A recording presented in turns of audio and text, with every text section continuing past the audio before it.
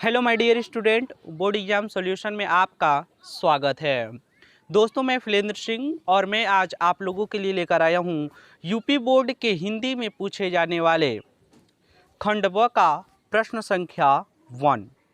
जो प्रश्न संख्या 1 रहता है, इसके लिए आप लोगों को 6 नंबर निर्धारित किया गया है। दोस्तों, देखने से पहले यदि आपने हमारे YouTube channel board exam solution को अभी तक सब्सक्राइब नहीं किया है तो सब्सक्राइब के लाल बटन को दबाकर सब्सक्राइब कर लीजिए और बेल आइकन दबाना ना भूलिए ताकि हमारे सारे वीडियो का नोटिफिकेशन आप तक आसानी से पहुंच सके। दोस्तों, साथ ही साथ वीडियो को लाइक भी कर दीजिएगा। अब चलते हैं, देखते हैं प्रश्न संख्या 1 हमें किस प्रकार से पूछा जाता है। यहाँ पे खंड ब की बात करूं तो खंड ब का ये प्रश्न संख्या 1 ही रहता है।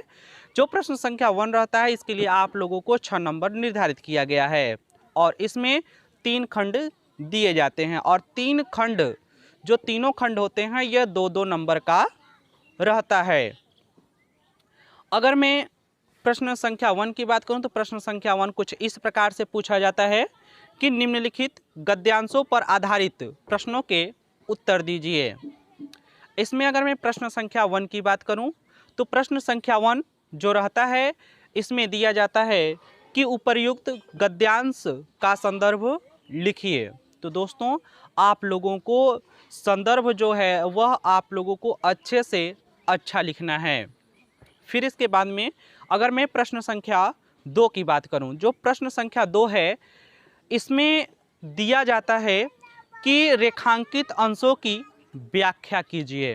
तो दोस्तों, कुछ इस प्रकार से रेखांकित अंश दिए जाते हैं जिसका आप लोगों को व्याख्या करना होता है, यानी कि आपको अपने भाषा में उसे लिखना होता है। और लेखक आपको क्या समझाना चाहता है, आप ऐसे भी लिख सकते हैं कि आपको लेखक क्या समझाना चाहता है, आप उसे किस प्रकार से समझ रहे हैं, यही होता है रेखांकित अंशों की व्याख्या। फिर इसके बाद में मैं अगर प्रश्न संख्या 3 जो रहता है, यह गद्यांश पर आधारित एक क्वेश्चन रहता है जिसका उत्तर आप लोगों को गद्यांश पढ़कर ही प्राप्त हो जाता है। तो आप उसे अच्छे से लिखिएगा।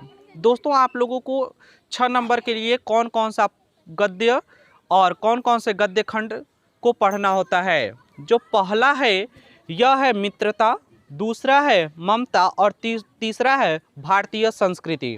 दोस्तों, यदि आपने इसे अच्छे से पढ़ लिया है तो आप लोगों का 6 नंबर निर्धारित ही हो गया है।